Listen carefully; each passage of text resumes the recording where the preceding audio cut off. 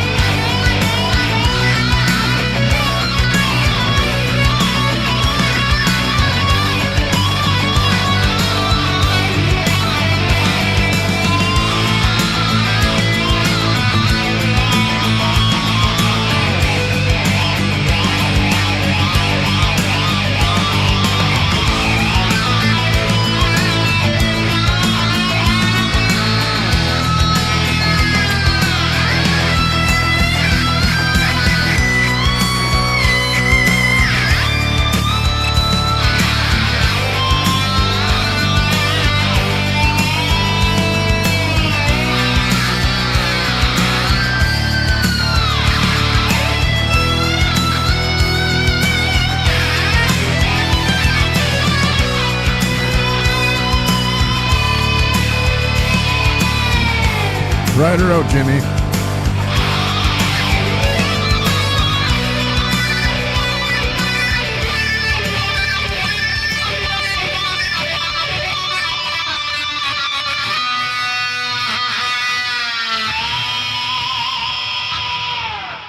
You were right there, man. That's awesome. Gotta wake your fingers up on it. Yeah. None of that slow shit that John always likes.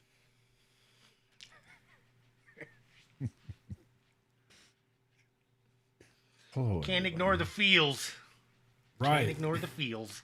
Ignore my fucking eardrums. Holy shit. Jimmy. Jimmy's a little hot there. Had to pull you down like fucking crispy hot. Man. I had to pull you down in Evie Mucks. I wasn't about to fuck. That's like fucking with a man's wife. You don't screw with her. That's why I told him after the fact. Dude,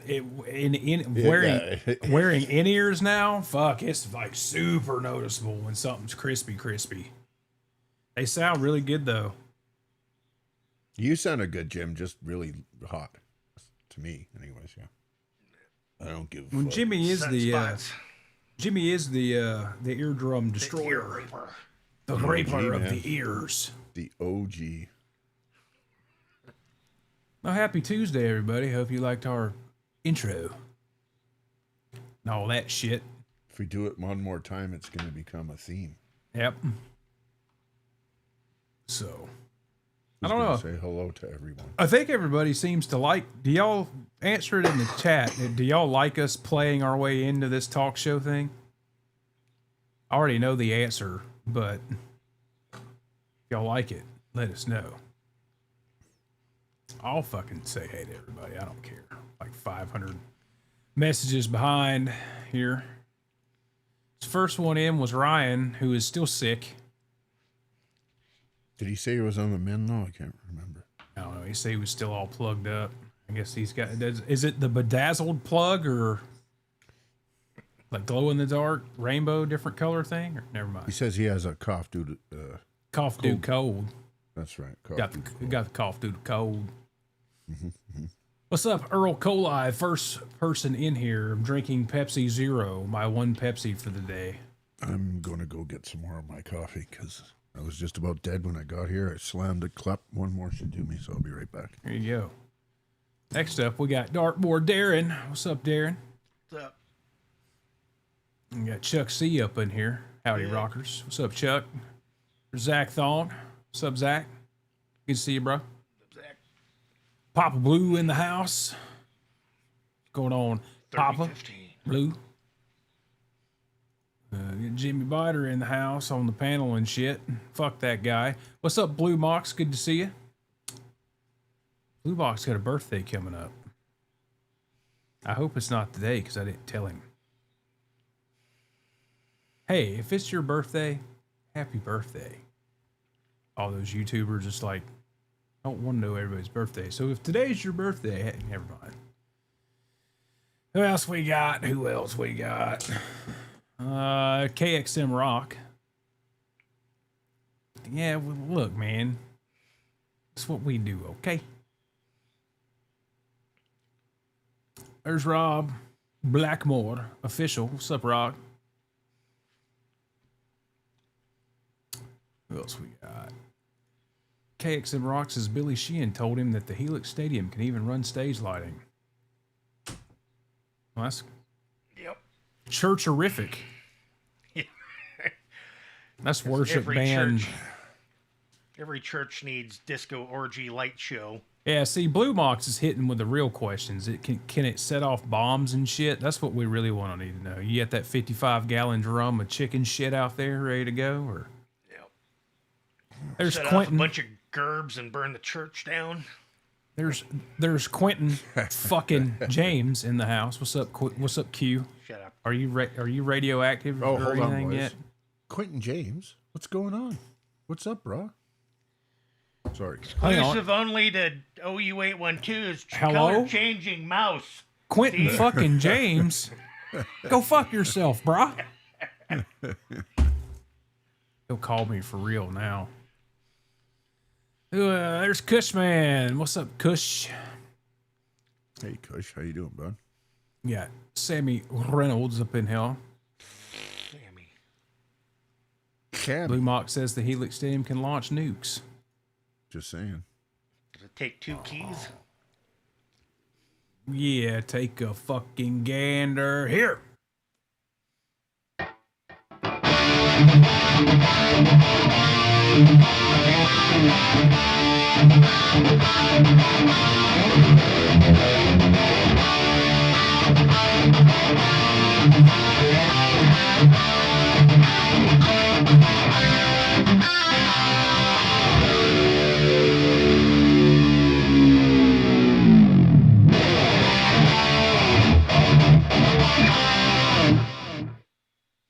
I would say that never gets old, but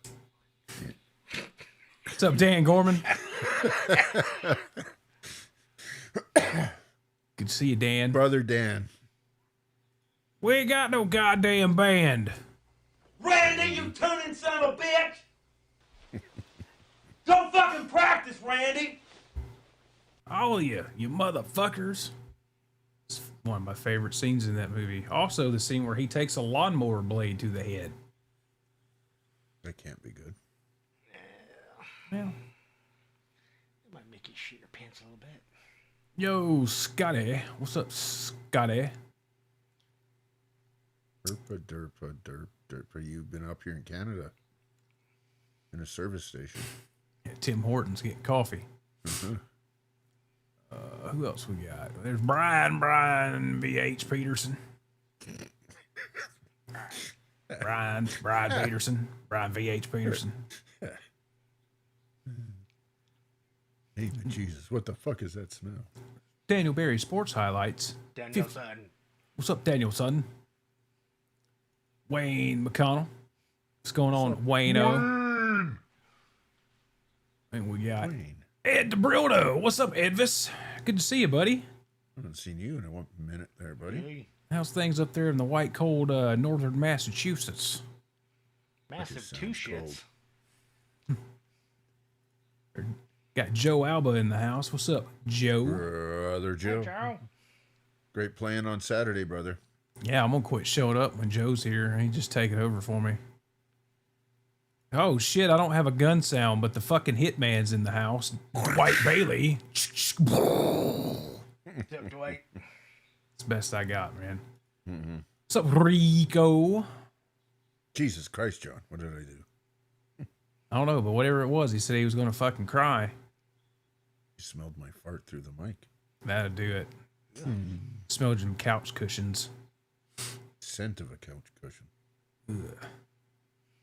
What else we got? Everybody talking to each other. Rico says he finally got OBS working. I've just been recording covers with it. Got the latency fixed too. Cool. That's awesome.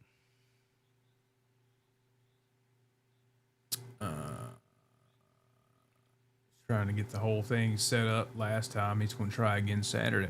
All right, cool, man. Awesome. No Man's Land. Every day it has snowed. Another 8 inches tonight. Well, I'm not going to insert 8-inch joke. Or summer nights. Who else we got? Earl, there's Chuck. Oh, look, Chuck's and look at that pinky action. Yeah, it's getting used here and there. Trying to build some strength up in it where it's just not fucking Tim Waltz style retarded. Need some strength. John has good taste. I wouldn't be so fucking sure about that, dude. Earl Coli says, Randy, is that a bug in your ear? No, Earl Coli, that is in-ear monitors. Cockroach. Yeah, a couple of. And my shitty, shaggy work hair. Looks a little greasy. Where is greasy? It's actually not. It's just so healthy. It's shiny like a dog's coat. It's the shitty lighting in here. Jimmy got a Variac behind there or something? I Variac'd his ass from the admin controls. I have a favorite. Yeah. Who else we got? There's Dory. Dory. Dory said she loves it. You can play anytime. I'm guessing all these yeses and yeps are everybody that likes us playing an intro for Tuesday nights. Because that's, I mean, Rico says yeah. Rico says fuck yes. Stu says yep. Zach got all emotional and shit, talking about playing's awesome and inspiring and all that stuff. So Everybody in the chat. What? you're supposed to want to play. Rob says yes. KXM Rock says yes. Scotty says a little bit is fine. Chuck says yes. Fuck you, Scott. Thanks, Scott. Dan Gorman says yes. Dan Gorman gets something played for him every fucking show, so there's that. Although I totally get Scotty's point now that I think about it, because he's right into the tinkering and the gear talk and all that stuff. So it doesn't make sense. Right. Dory said she loved it. You can play anytime. Thank you, Dory. Matt Stewart in the house. Maddie. What's up, Matt? Let's see. Ed says, Jimmy Randy and my favorite Canadian guitar player besides Alex Lifeson and Rick Emmett. Who was that? Steve Brand? Yeah, he's here. Earl says he always likes listening and watching us play. Wish he has our chops. I wish I had chops too. Me too. What the fuck is Quentin talking about? Quentin says, sorry to Blue Mox, but he had to say hello to Edvis first because he cries like a little girl. Yeah, Quentin does cry like a little girl. Yeah, when Sarah doesn't say hi to him first. Quentin always goes by Cindy the hippie.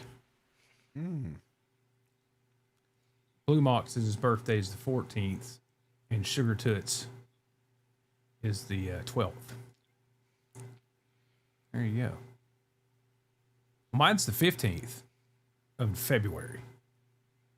Write that on your calendars. Y'all can send me money or something. I don't know. Oh, hey, you're right. Steve is here. What's up, Steve?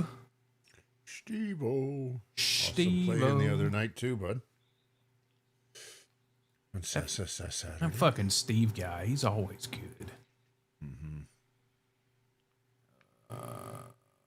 GTE raid. Yeah, there you go. See, Quentin, Cindy is over here crying now about people being mean to him. I don't think we were particularly mean to him, are we? Yeah, well, Steve said he should be used to it. So, Well, he should.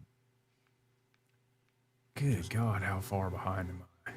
Copped one of his routines as well. Correct, Sling Blade. That is correct.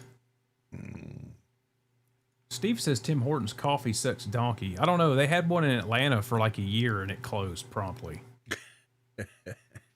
There's so many chain coffee shops here. You've got Dunkin', you've got Starbucks, you've got this fucking stupid shit called Caribou that's always like, I don't know. It's like hippie shit. You got like 5,000 shit shack coffee places all over the place too. Yeah, every little town square's got some kind of mom and pop joint. Just trying to compete, and $6 coffees aren't my thing. Seven Bros, and then there's another coffee shop that just popped up in town that's some other chain joint shit. And I'm just like, whatever, dude. I go through Dunkin', give me an extra large with fucking heavy cream. Thanks. Never had a Dunkin' Donuts coffee. Earl is talking about the AM4 and the VP4 work great. Any thoughts on pedals that will work with the fractal pedals? Andy Wood is using two pedals going into the AM4, the Wampler bell and the Wampler gearbox to boost the signal. I have yet to run into a pedal that doesn't like fractal gear. No problems. Mind you, I don't run fuzz. That would interesting one. Don't know. John's your fractal guy here, so. Well, if this expensive shit didn't work with pedals, then I guess we'd be having a problem now, wouldn't we? Scotty says he don't drink no Canuckastanian coffee. No. And I agree, Ed. I really hate this stupid fucking omission of the profile names. You can change it though. Just go to your page and change your name. Be right Steve back. says we can jam while talking about nerdy stuff. Problem solved. Thank you, Steve. Yeah, thanks a pant load, chat. Look at that. It's fucking. Oh, you're my boy! Kurt. What's up, Kurt? Yeah, he was never here. You sure did. He's still searching for tone. And his balls. His ass. Fuck that guy. Not you searching for tone. Chuck C says, I was thinking about running my wah and my tumnus in front of my AM4. Doesn't the AM4 have a tumnus in it? Just. Yeah, I was trying to find out if he was nuclear or not, too.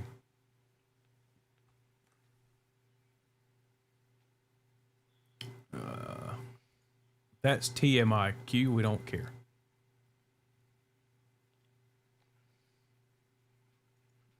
Don't mind Cindy, Ed.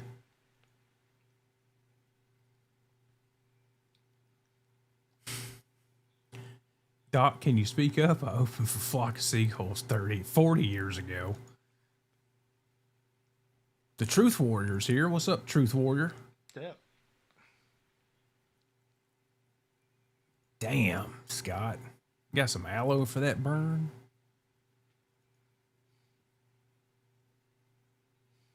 Here, ground up and in the freezer.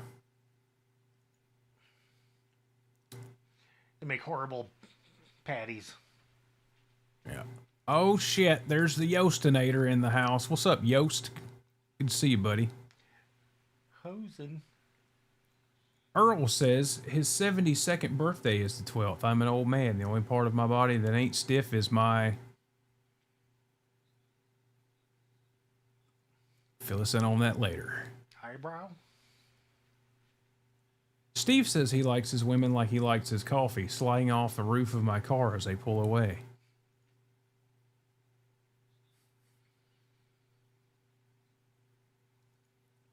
Yeah, that's true. I don't know any Triumph, Ed. Did Triumph have a big announcement or something? I don't follow them, so I don't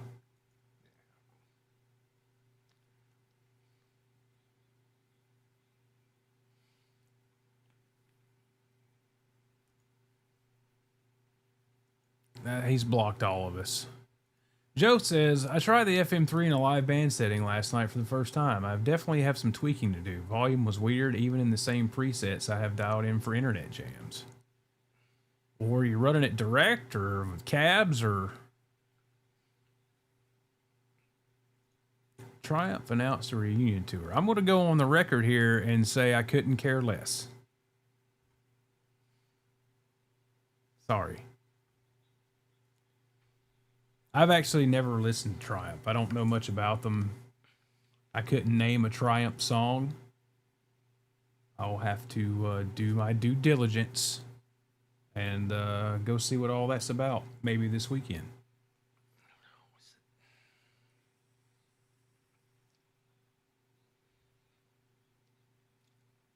Lay it on the line. Yeah. That's a Triumph song. Yeah. Okay. So I can name one Triumph song now that Jimmy has reminded it to me. Rico, you'll be waiting a very, very, very long time to hear Beatles played on this YouTube channel, because that's a very good way to get shut down.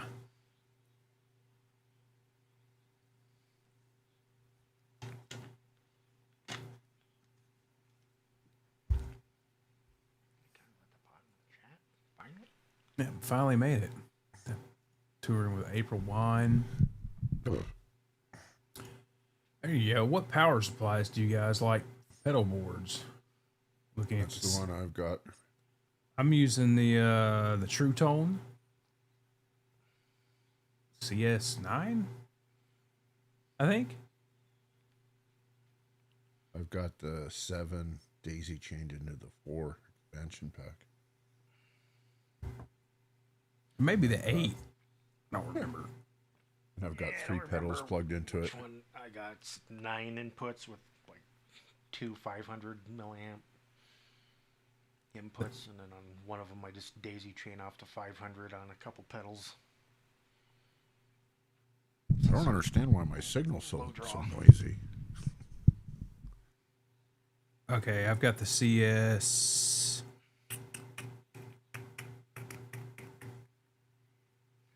I've got the CS7. There you go, Scotty. Yeah, and the really cool thing is the power connections in their RCA, which you would think is cockeyed, but it's either in or it's out, and it works really well. The reason I have the True Tone, the one spot CS7, is because I've got a pedal train pedal board, and they kind of go hand in hand. They make it easy for that pairing. Yep. I think, you know, once you get to, well, I'm a firm believer in isolated power, Right. each one. And I think once you get there, in a unit, it's kind of up to your personal taste. Kaboom in the house. What's up? What's up, Kaboom? KXM says he's got a CAE, old Bradshaw unit there. Mm-hmm.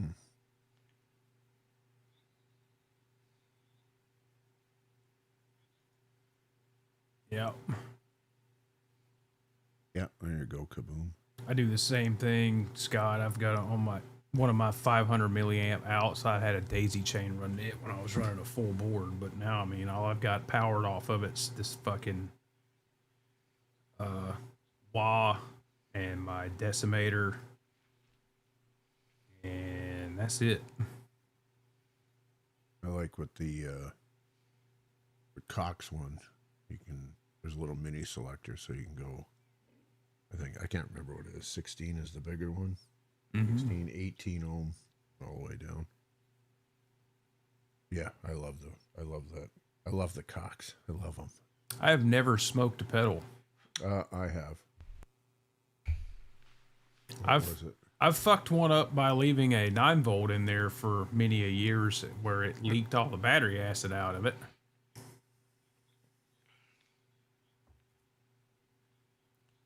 Steve says the best way to avoid power supply problems is to use rack gear instead of dinky little pedals. Steve has all the answers. He's not wrong. I did invite him on. He hasn't replied. Or to me. just plug straight in.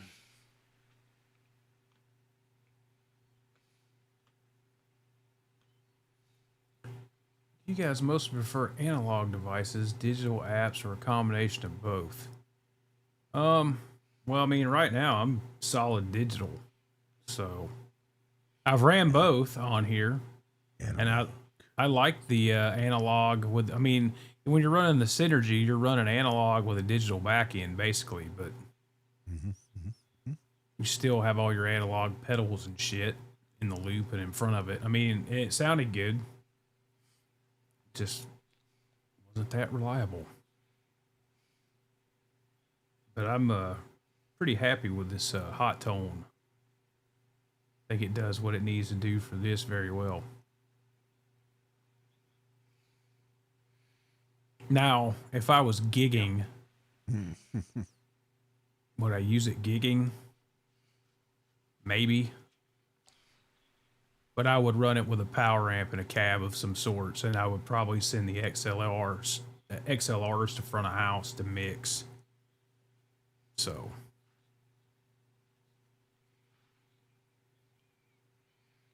or I'd run it in the effects loop with my 5152 and just use it for effects.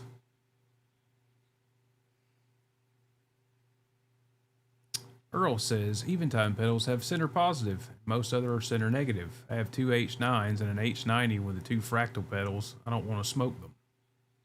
Yeah, the Cox is good at that. Because you can get any combination of those. I had the H90. It's the green tipped one, I think it is. Well, I mean, the True Tone comes with the little adapters for your center positive shit and stuff too. So as long as you're not trying to overload the 1900 milliamps it can supply, Yeah. it's not a big deal. Steve just likes it when people tell him he has a nice rack. He does have he's got a monster rack. Fucking, I think he's got 2 of them actually. So you got like R2s, like the 400 space ones, right. and they're filled right to the top. Each one of them. R2's got like a 22 space and a fucking. He's got 2 racks. He's got a 22 space, and I forget how big the fucking other one is. Arky, what's up, Arky? Arky. Going on, Arky?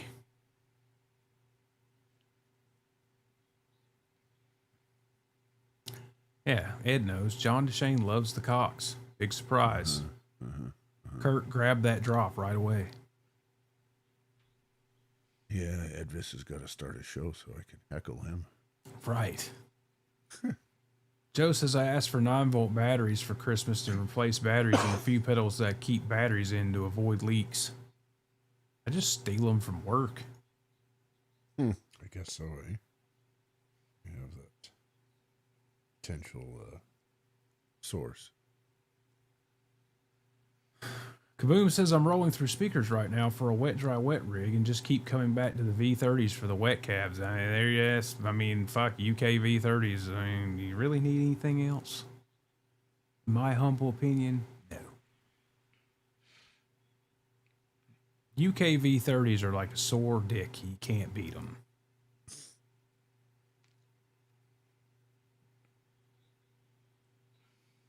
What cabs are you running them in, Kaboom? Marky saying hello to V30. everybody. Yeah, what cabs is he running the V30s in? Oh, okay. Let me see where you.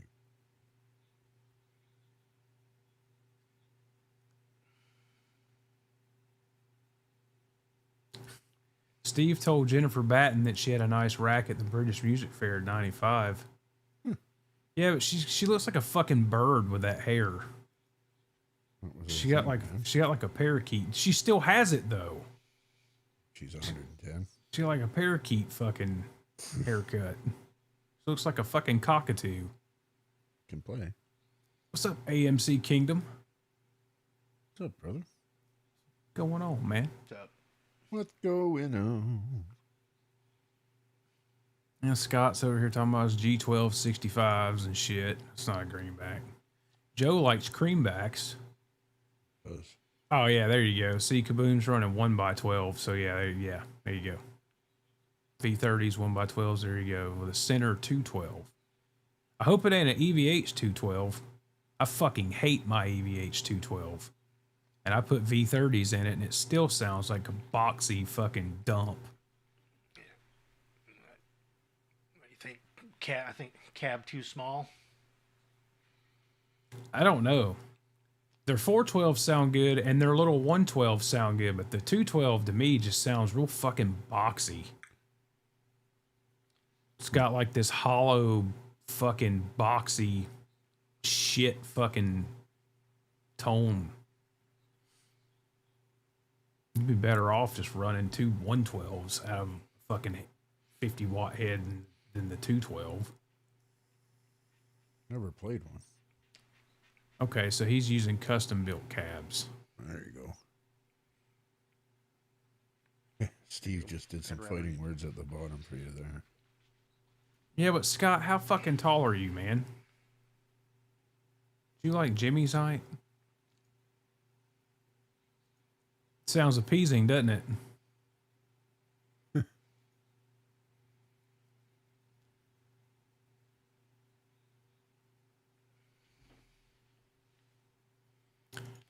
Monoprice cabs on Amazon were $150 equipped with V30s. Yeah, but were they the China V30s? Because those are fucking terrible. For that price, they're probably fucking Mongolian V30s. Right. Marshall 212 for the dry center. Mongolians.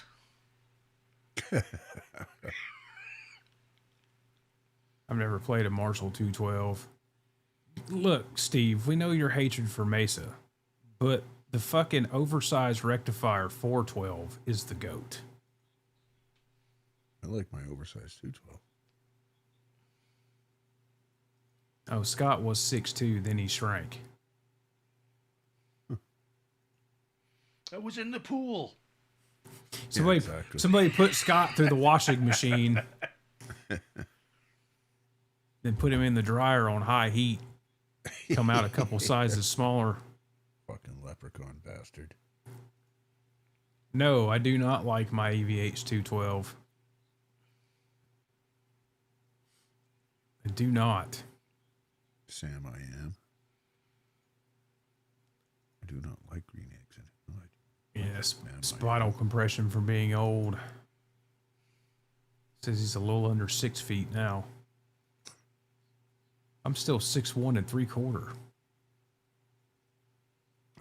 6'2" last time they measured me. I'm 6'2" with my work boots on.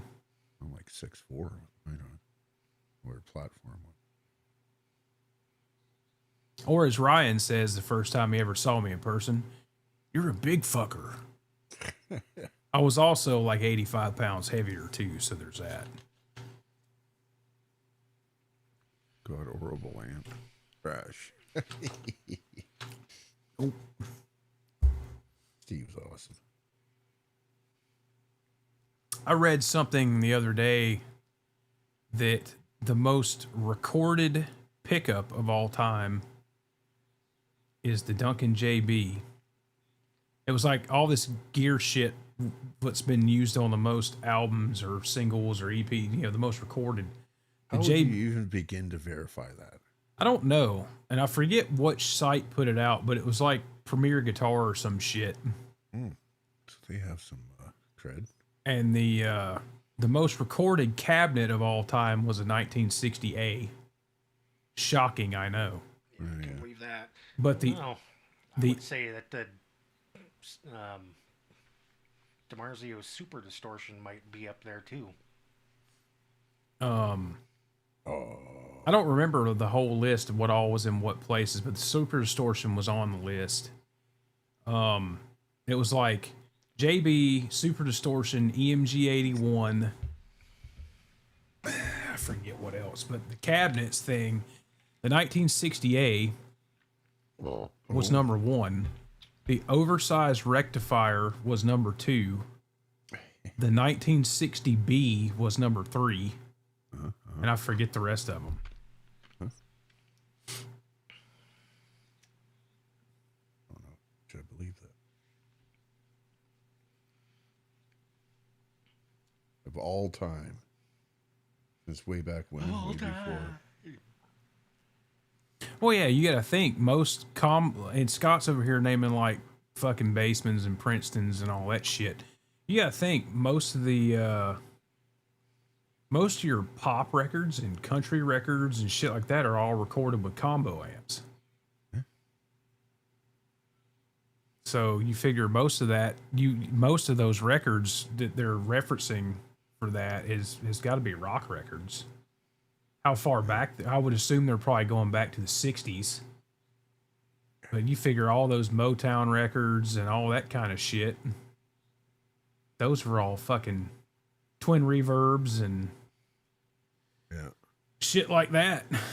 Tweed Deluxe. Wagner's has amazing 212s. Yes, I had one. Wagner cabs are fucking awesome, man. Yeah. Wait, Their Ubershaw cabs are fucking great.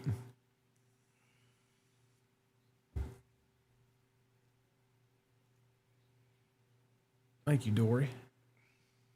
It had to be done.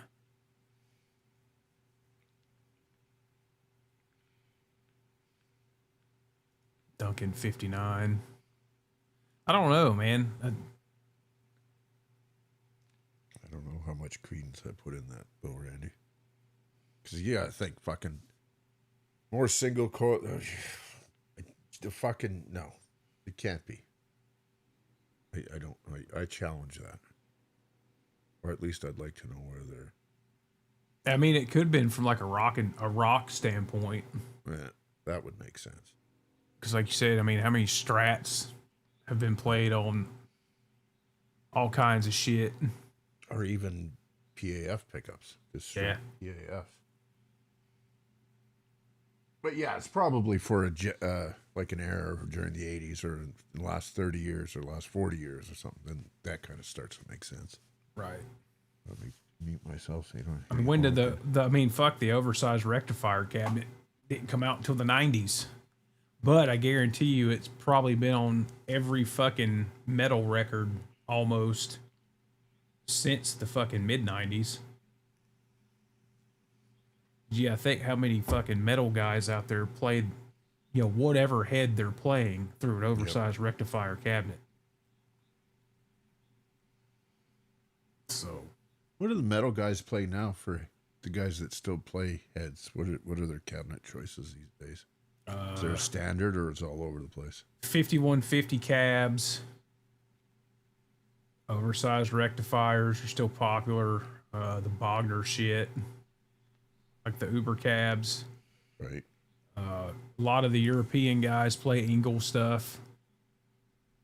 The Fireballs, the Savages, Powerballs, all that shit. Right. Are you asking heads or cabs? You're asking cabs. I don't know, man. You see a fuck ton of 5150 cabs on stage. I mean, Tremonti doesn't even have a Mesa in his rig anymore, and he's still using oversized rectifier cabs. Right. Well, they do a thing, Yep. I mean, if I was to plug my head directly into that 212, there'd be some EQing going on, but it's in there, the sound, right? Right.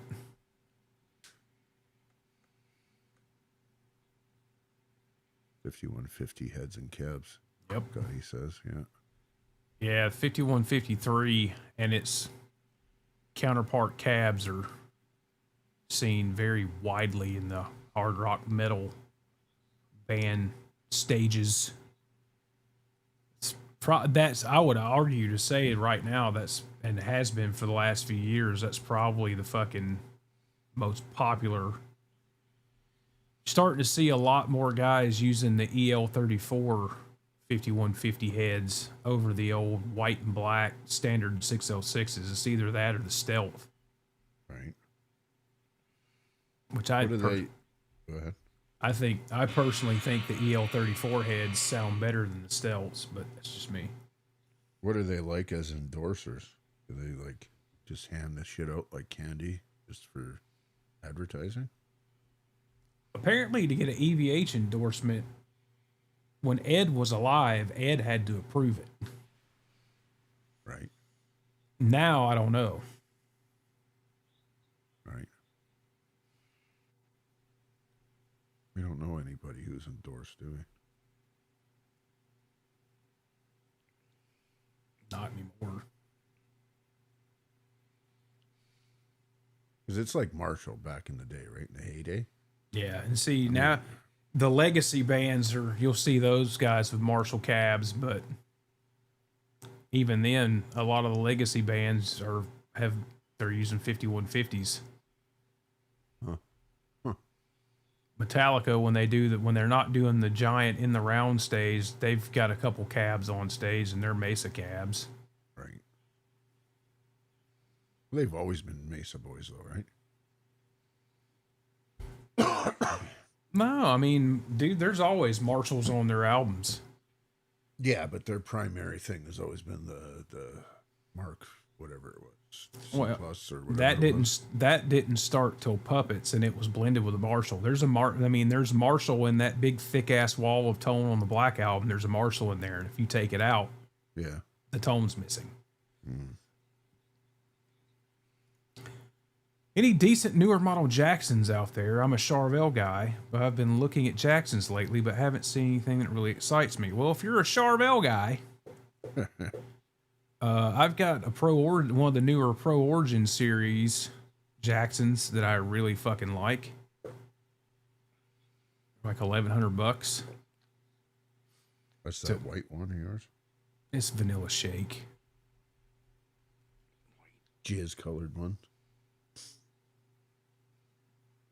I don't know. I ain't never seen no jizz that with a fucking vintage white color, but whatever.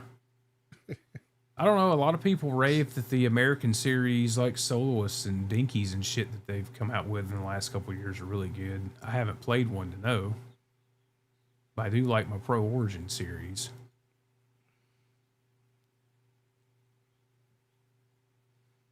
Doesn't Al have a bunch of Jackson stuff? Al's got that Kelly, but it's a custom shop. And I think he's had it for a long time. Things in mint condition. He don't ever fucking play, so. Sorry, Al. Ed says he has 4 guitars: an Ibanez G10, no name, with an EVH decal, with facsimile EVH signature. Yep, the Jimmy Ray Hawkins. He won that. Jimmy Ray. Yeah. That what did Jimmy Ray Hawkins that did that donated that for the giveaway? That Silver Sky SE. Yes, that was him, I believe. A Rolling Rock labeled Gibson Les Paul Epiphone. Where is Jimmy Ray Hawkins? I don't know. I ain't seen him around in a while. No. Scott said, did they make custom make stuff for Dean and Hamer? Who, Jackson? Oh, Grover made some shit for Washburn. Washburn? Oh, he's talking about pickups. Rob said if he was going to purchase an EVH amp, it would be the EL34. Quentin says he used to road ready for 2 cabs when we played with a flock of seagulls. Mm-hmm. Mm-hmm. Shut the fuck up. This will eventually get to the point where they opened a flock of seagulls open for him. Where he get there. Where he played guitar with them. He played on the records. Then it'll be a couple right. of shows for them. Sat in on the sessions. Can we see it? What, my Pro Origins? Didn't we do a whole fucking one of these shows on that guitar? Which one? My Pro Origins Jackson. Well, yeah, I don't think he was here though, so I'll grab it. yeah, exactly. Keep it what else are we going to talk about? Keep it rolling. I'll grab it. So, Jim. Scotty's asking, is anybody making a 6550 amp at the moment? Who the hell? What is that? Tubes. Tubies. Huh? Tubies. Oh, 6550 tubes?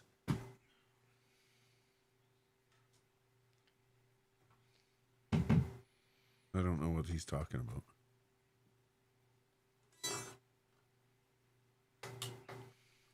That's right. These goddamn strap buttons are too big for my strap.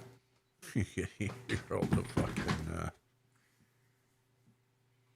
stereo widening.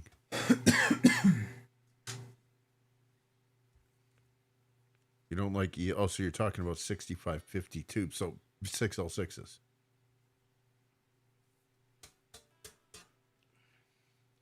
Who makes 6L6 amps? Everybody does, don't they? As far as I know. I know Jason does. Jason does even too. He's got that Evil Joe 6L6, isn't it? No, EL Joe's EL34. Kind of makes me happy that it's that. 6550s are like the higher spec EL34s.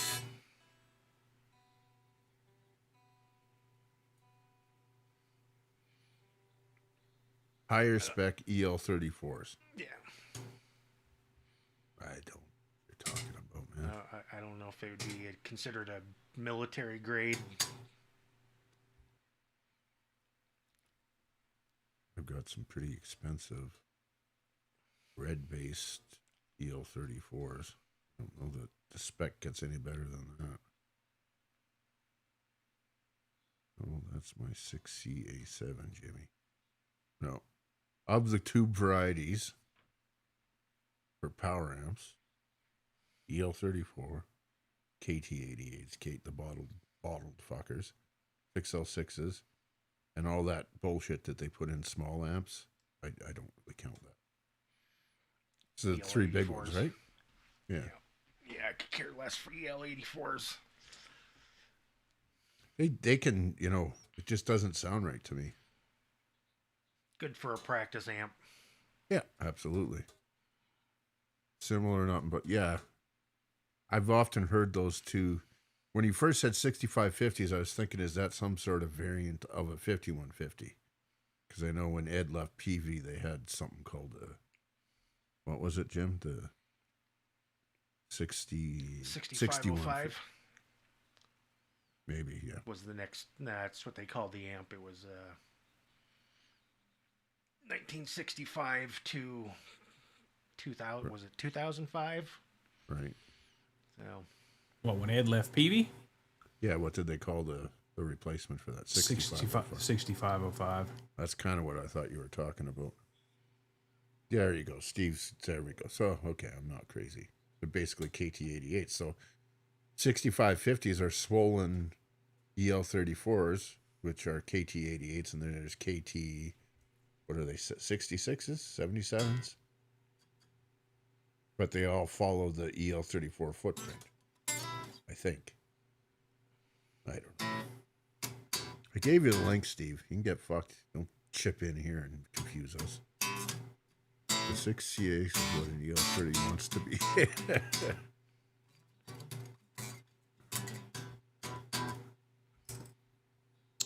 Here you go, Kaboom. That's Jimmy. Beautiful. That's my dick. This is the my Pro Origin series, Jackson. There's their new retro series. Obviously, it looks like a Charvel Model 1 with a Floyd. A Chervil. They've got double hum configs. Come with the Floyd. Reissue of the Jackson J90C, which I promptly swapped for this is a DiMarzio Breed that I put in here. How do you like that DiMarzio breed? I like the DiMarzio Breed. I like that you like it too, because I like it. I like the Breed neck a lot too. Yeah, I mean, it's got a real thin, like 2-piece, 3-piece maple neck. It's got a scarf joint, cap maple board. They use the aged oil finish on the neck to give it that old fucking kind of amber color. Like I said, they come into a different color. They're made in Mexico. Yeah, it's a Floyd 1000. Yeah, that finish looks like somebody shot a load on a desk and left it sit there for a couple days. Mine ain't never been that color, but okay. It's a Floyd 1000. I put mine's got a big 42 millimeter fucking big Hey, block Randy, on it. when you push the bar down all the way, does it hit the back of the thing?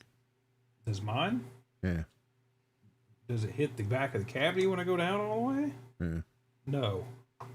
Didn't you do one just recently that did that? No. Oh, that was your custom build. Yeah, but it did that years ago in its original form. I got you. I will say this is the newest Floyd 1000 that I have. And whatever the fuck they're doing over there in Korea with these 1000s, the fine tuners on this are really fucking smooth. They're not gritty as shit like they're known to be. But it stays in tune fine. And, you know, I like to work the bar a lot. I did cock the bridge back a little bit where that block's hitting the body so it does not float anymore. But, so it's dived only, but, yeah. I haven't had any problems with it. Well, that's not entirely true. What do you mean? Didn't she? Oh, that's right. I did. I had a see, living in Georgia. I don't know where you live, Kaboom. But anytime I buy a guitar between the months of April and October, they're good. Until fall hits, when our 90% humidity level fucks off, and then all my new guitars go haywire. So I did have the frets leveled and crowned on it about a month ago because I got a couple high ones when the humidity fucked off. So I did have to have that done. So, but whatever, it cost me $60. It's got a real thin neck. They're thinner than the Charvel necks. Like the Charvel necks are 0.790 at the first, 850 at the 12th. These are 750 at the first and 810 at the 12th. Really wide, flat C. So. Oh, he's in Toronto. Yeah, Toronto sucks for humidity and dryness.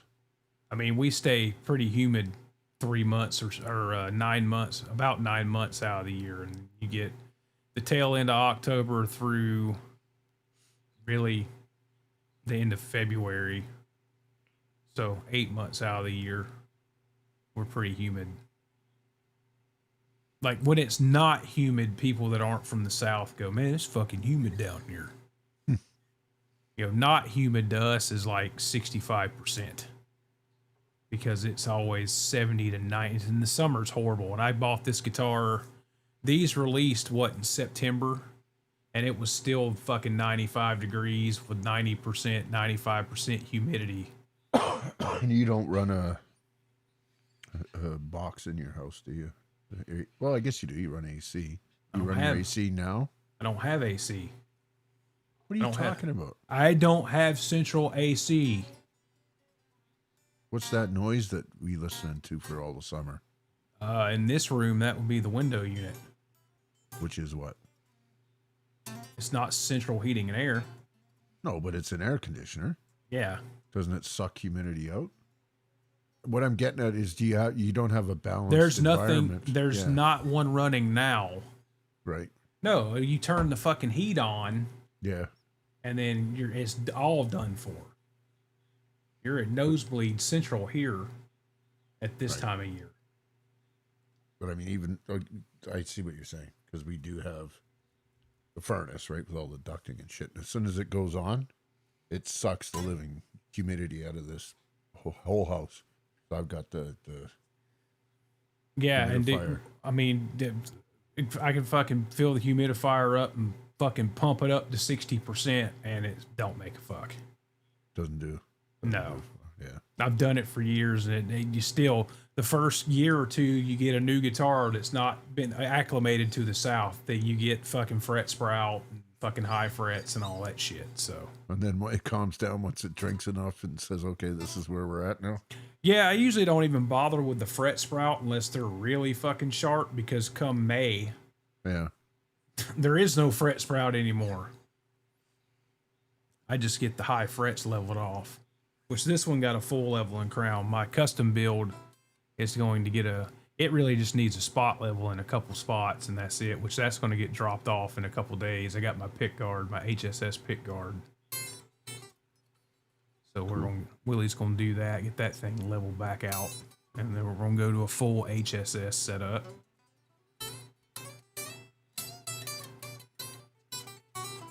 Oh, Jesus, Joe. Everybody gets to hear my boiler. I was just busting balls, man.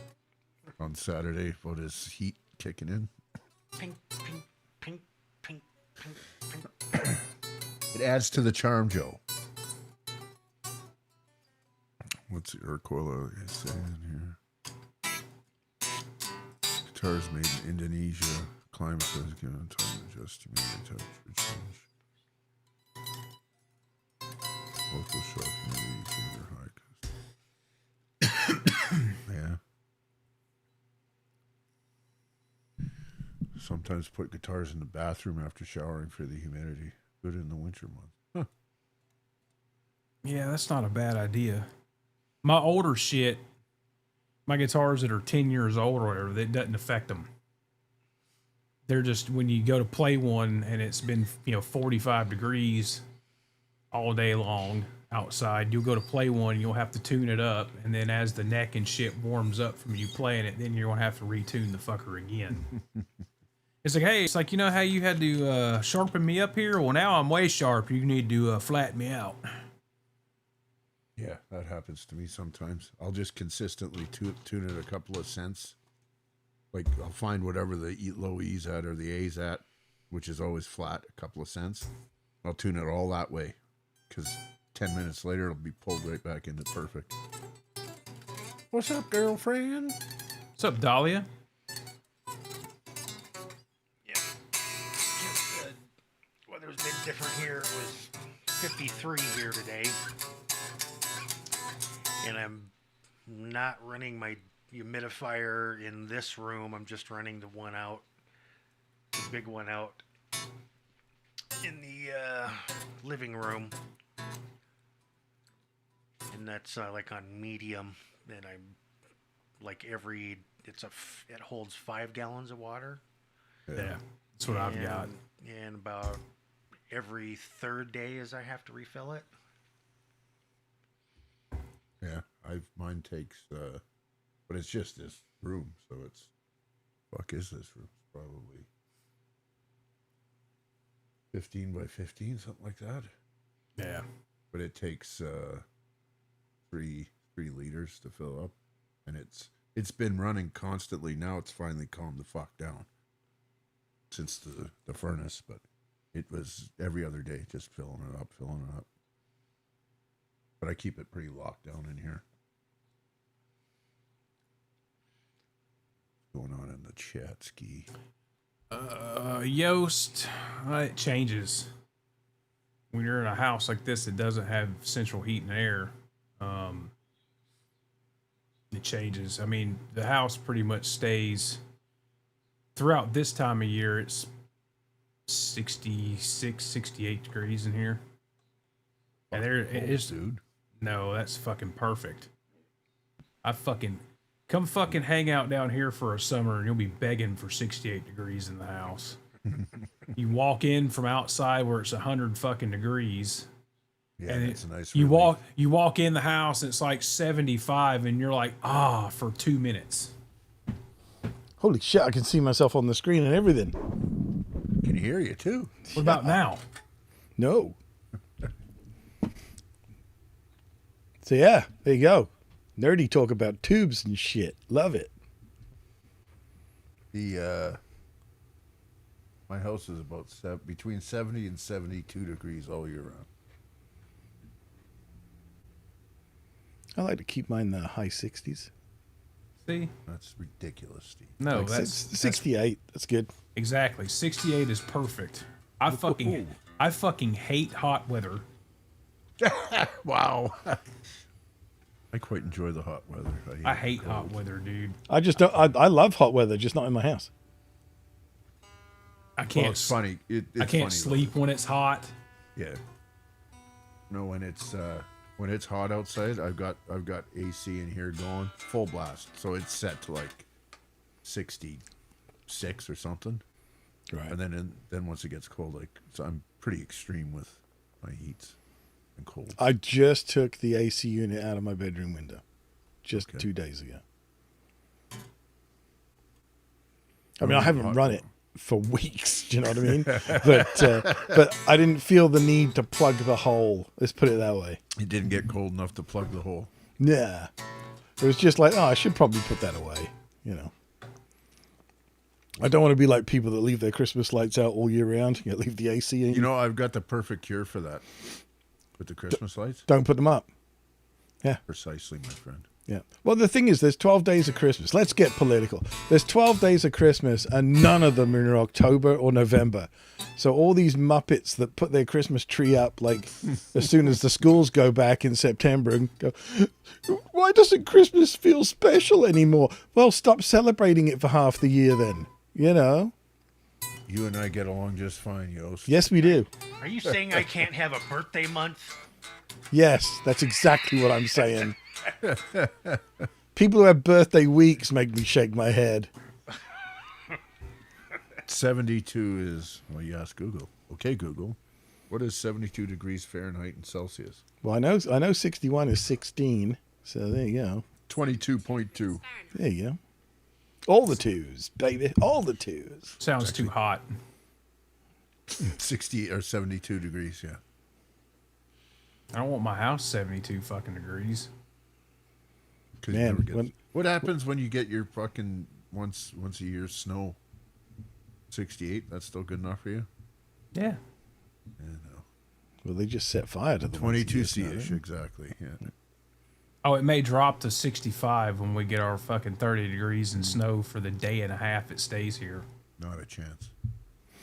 Well, when I played those shows in Vegas in '08, the club we were playing at had just had their entire parking lot freshly asphalted. Like it was jet black. And it was August. Yep. And I remember 70. stepping out the front door of the club mid-afternoon, and I didn't just feel it, I heard my lips go tss as the moisture disappeared, but it felt amazing. I think it was 140 in the parking lot. I'm getting some support from the crowd here. And somehow the asphalt had a nice spongy feel to it. A little sticky. Right? But yeah, like it was like, I don't know how old it was. Couldn't even have been a week old. Like it was absolutely like carbon black. It was crazy. What's up, way up, dude?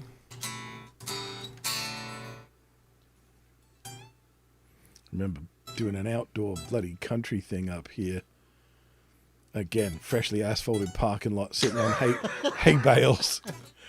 You get your gigs by smell? Right? Yes. I smell that shit. Where is it? Let's go set up, boys.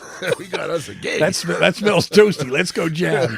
But no, it was the same thing, and it was like, yeah, sitting there on hay bales and literally having to tune the acoustics like 3 times per song because it was just like sitting in an air fryer. It was ridiculous. You take the first bit, I'll take the second. Yes, yeah, we'll tune between the choruses. You know. Yeah, it was nuts. It was knocking futs.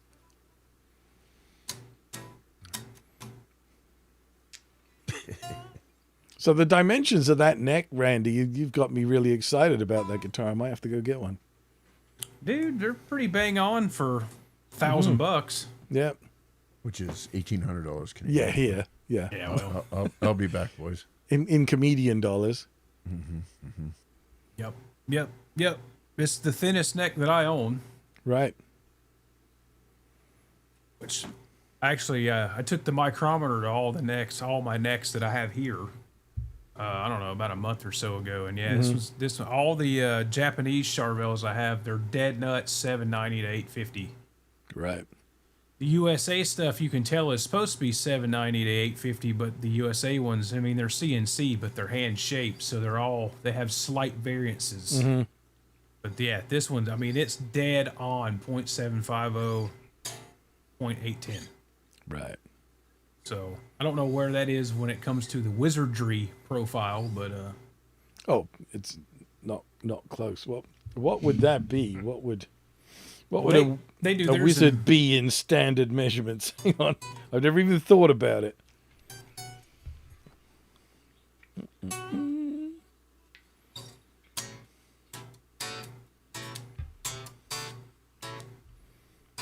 Yeah, it's pretty weird So- going from so- this guitar to the my custom build, Right. that 840 to 970. So original wizard neck at 17 millimeters is 0.669. Jesus Christ. See, that's a man's neck right there. See you, Dan Gorman.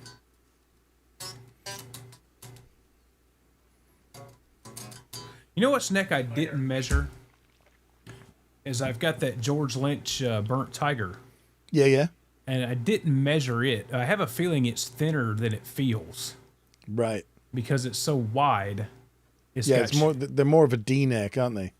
Yeah, I think ESP classifies it as a U. Right. Same thing. Yeah. Yeah. It's that D shape, but it's got some shoulders on it, and with it being a 1 3/4 inch nut width, Yeah. It's a plank. but it's really fucking comfortable to me. Right. I didn't measure. I was like, man, this neck's got to be thinner than how it feels. I need to get the micrometer on it and measure it and see what we got going on here. Yeah. So in that case, what is the slightly thinner, super skinny gem neck then? Hang on. And the gym necks are even thinner. Just on a couple of models. Oh, 0.65 on the nose. Five. I mean, that's insane. Yeah, it's beautiful. So that floral that you see me play, that's what's on that. Which is not a standard floral neck. So See, I've been looking at Ibanez's because I've never had one that I really, really liked. I've got that 7620, but it's in my storage unit. I don't ever play it. right. But I've never had a 6-string Ibanez. And I like the RG 550s. Yep. But like I told you the other night, I want an 87 Right. for the birth year. The real one. Yeah. Yeah. But the gems interest me too, but not the Indonesian premium made gems. The one of those that is worth checking out is the Seafoam green one. That's actually got all the right specs to it. And I've never heard any horror stories about any of them. So They had one of the floral ones. the BF, yeah, that's not, it's not real. Yeah, the blue floral, yeah. As soon as they start putting things like the ZR, trims on them and stuff, it's like, yep, I'm out. See ya. Yeah, I picked it up at Guitar Center and was like, meh. Yeah. It felt cheap. Yep. Yeah. And the 777s that were made in Japan are fucking just going up, up, up in price. Right. Because what was the last year they made them in Japan? Like 18, 19? What, gems? Yeah. Because Because the 777 yeah, V, because they just because they are just purely making Pias now, aren't they? Yeah. Yeah, it would have been like 6 or 7 years ago. So yeah, like say 18. Yeah, because the 777 VP is the Yep. newer ones, and the 777 Vs, which I guess was up to, like you said, like 17 or 18 or whatever. Those Yep. fucking things just keep climbing the money tree. Yeah, and on the I used think market. I mean, I don't know. I don't consider like things like the Woody that's only been available ever as a premium, like to be like a real gem, if you know what Right. I mean. So of all the real gems, I have to say the Gem 7V I think is the most boring one that they've ever produced. Well, I got a thing for white guitars. White and gold just makes me vomit. Yeah. I've had two. I changed all the hardware out for brushed silver. Right. They looked amazing. Was it Flow or Evo that he changed all the hardware out to black? Yeah, well, most of Evo is changed. Yeah, Evo's got one of the replica necks on it. Yeah, Well, he finally retired. Did he retire it or did he retire Flow? One of them finally got retired in the last year or two. well, Flow. The weird story about Flow is Flow's actually a floral Yeah. that was recut and refinished, and yeah. Oh, I'm sorry, Ed. We didn't answer Ed's question. I'd like to trade in and purchase an acoustic electric. So what if I'd trade in the 3 guitars beside this PRS? What's a good acoustic electric to get? Man, there's so much stuff out there, man. So what are you figuring your budget's going to be with your trade-in, Ed? That's the question. Because acoustic electrics get pricey quick. Yeah, Earl got to touch Evo. Nice. very nice, very nice too. What I would say when it comes to acoustics is try it before you buy it. Yeah, that's the other big thing too. There's a lot of acoustics out there that look really nice and sound really bad. It's the one right here that you can sort of see a little bit of reddish orange right there. So the 540 Power 1. It's like a sort of if Picasso designed the Satch.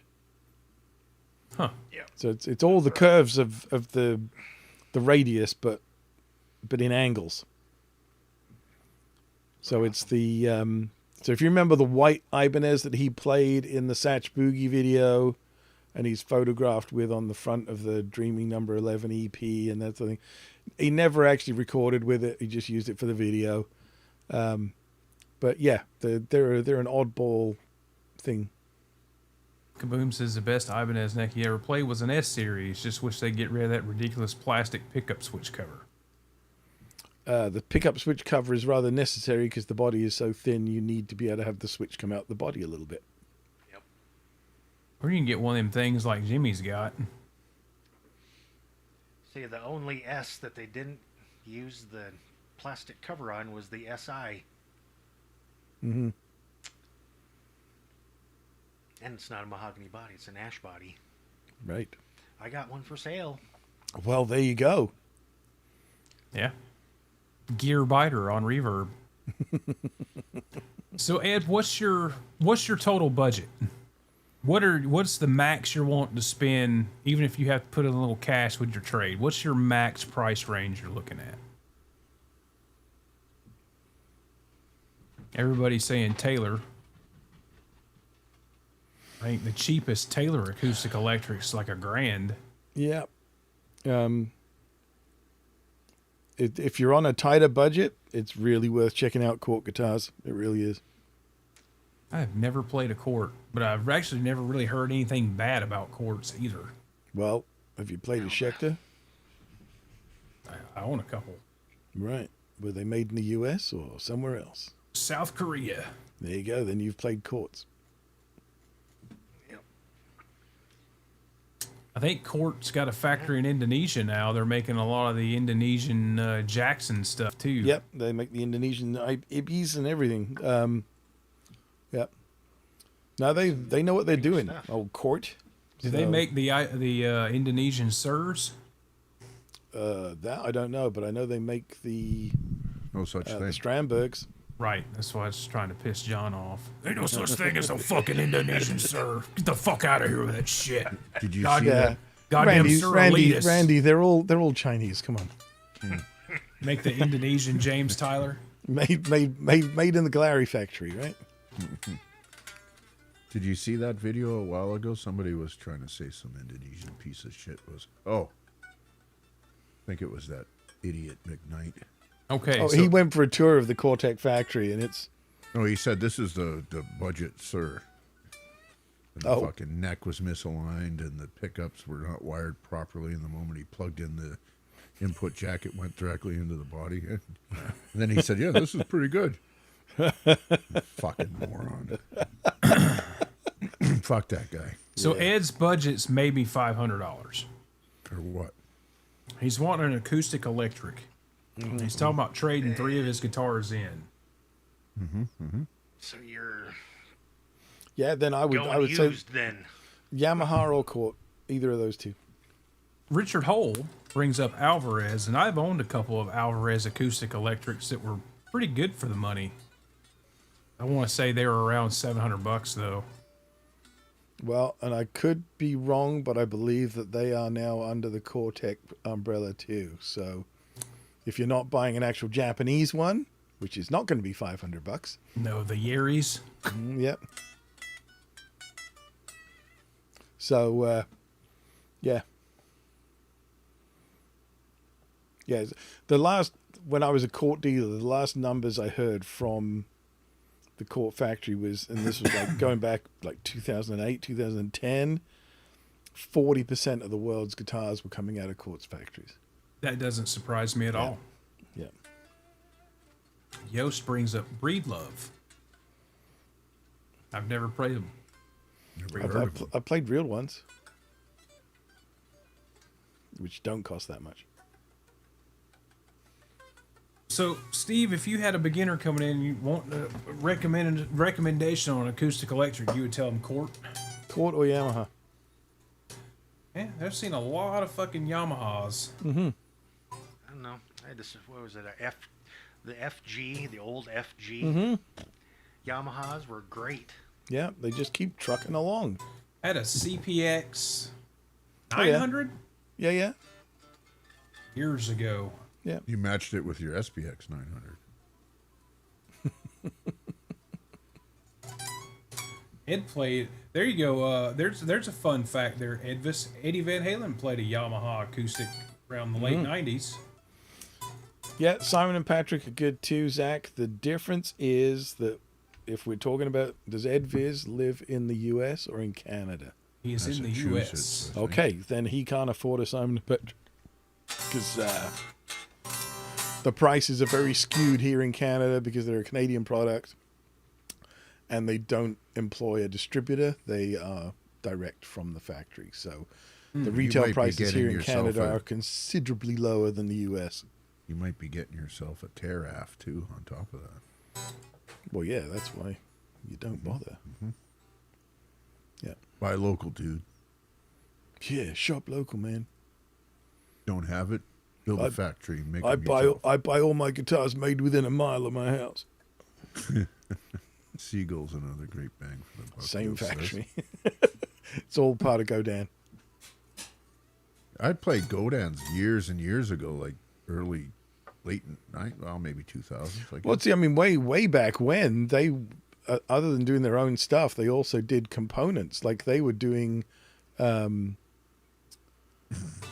actually made necks for Sir way back when. Did they? Yeah.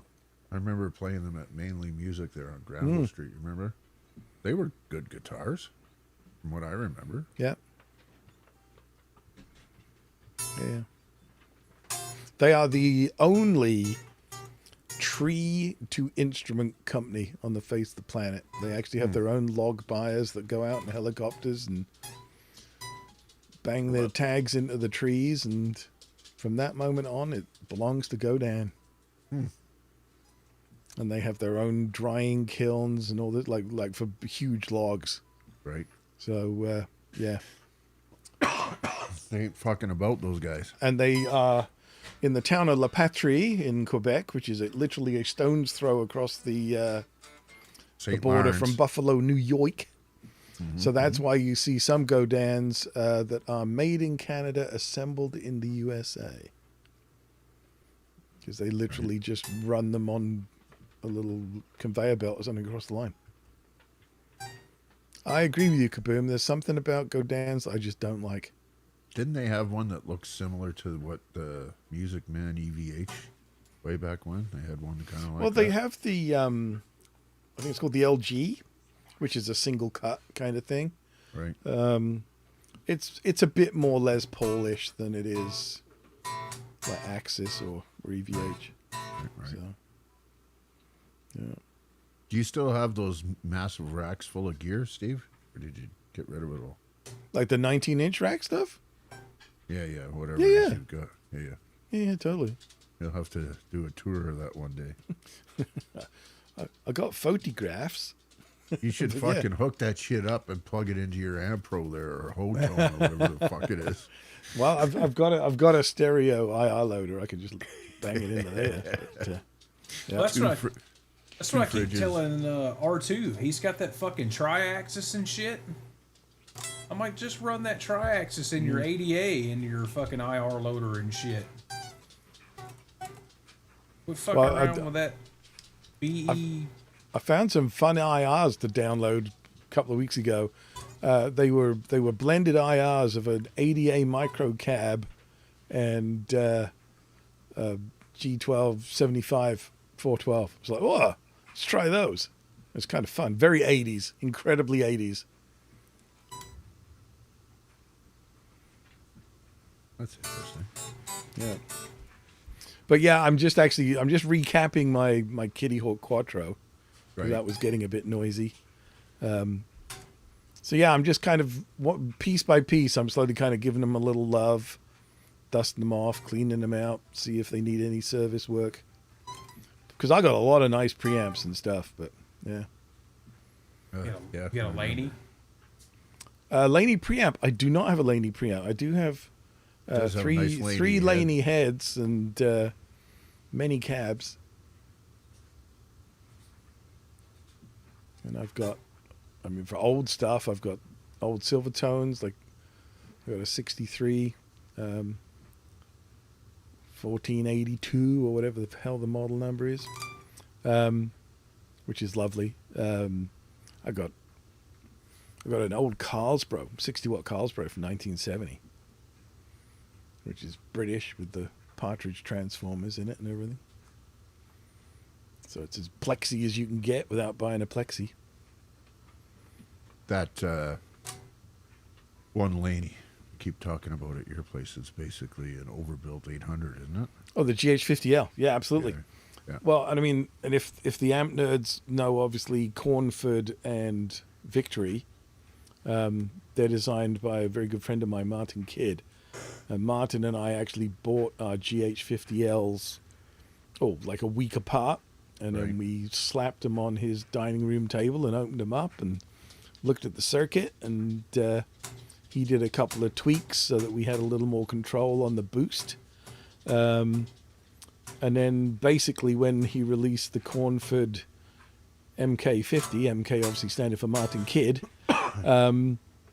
it was a GH50L but with 2 master volumes. So remember how the Silver Jubilees used to have the 2 master volumes? Yes. So you had your rhythm gain, you had a gain boost, and then you had 2 masters that you could switch between as well. So that was the Cornford MK50. So he's a clever man, is Martin. I've heard a bunch of the Victory amps, and they sound great. Yeah. I don't understand why he's obsessed with sticking them in such small fucking head shells, though. Well, there are some big ones, but a lot of them are kind of lunchbox size or Yeah. what have you. But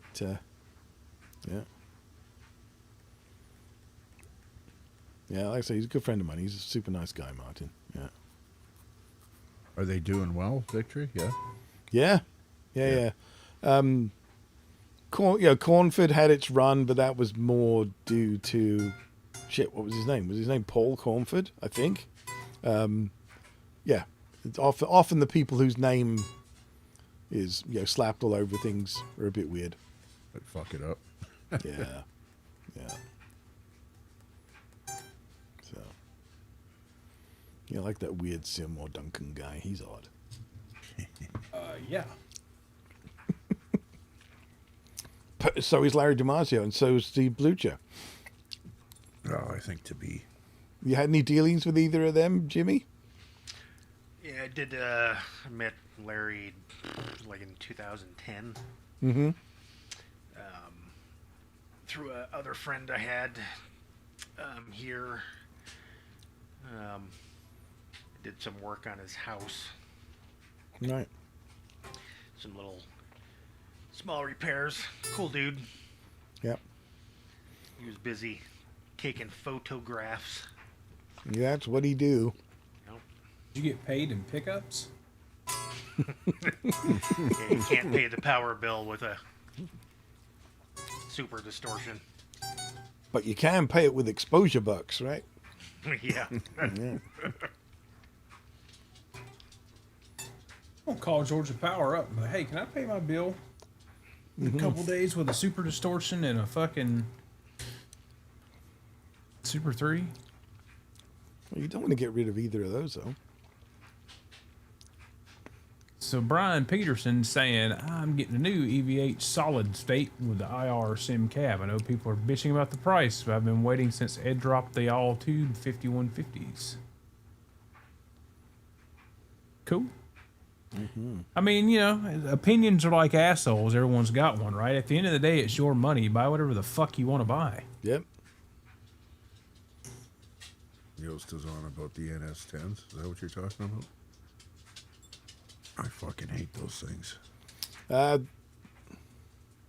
They are a good, near field monitor if you're mixing, because they are brutally Honest, clinical.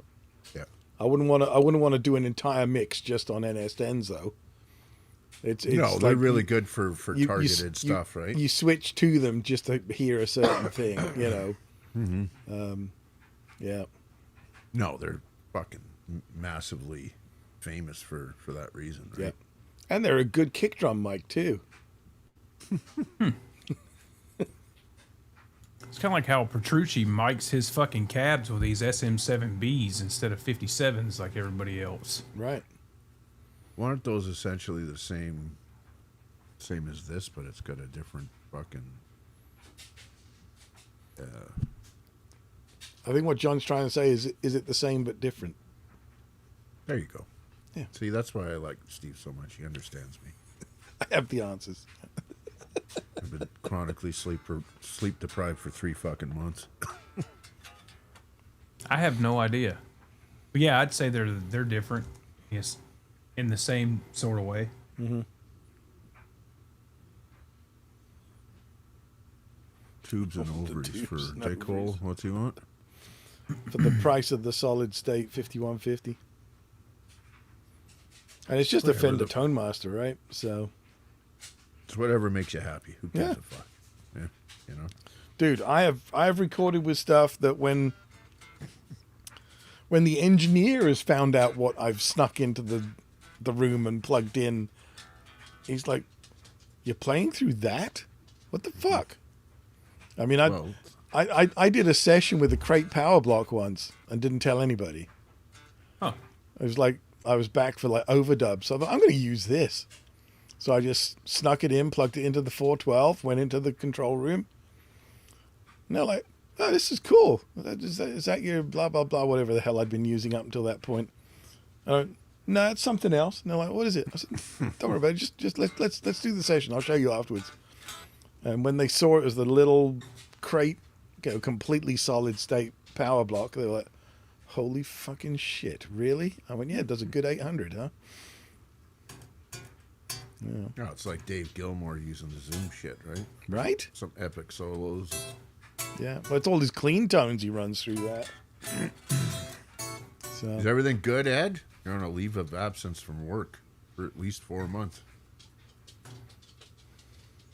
I don't know. You convalescing from something, or are you just taking some time off? Hope you're well, brother. yeah. And if you are well, then yes, absolutely. Learn some guitar and go buy some guitars and all that stuff. Yeah, man. Yeah, the least glass switch. That's the most important tool in a session musician's kit right there.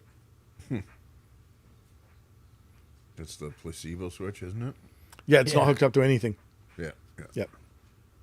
Hey man, one of the first bands I was in England, the drummer was like the one of 2 founding members that was still in it.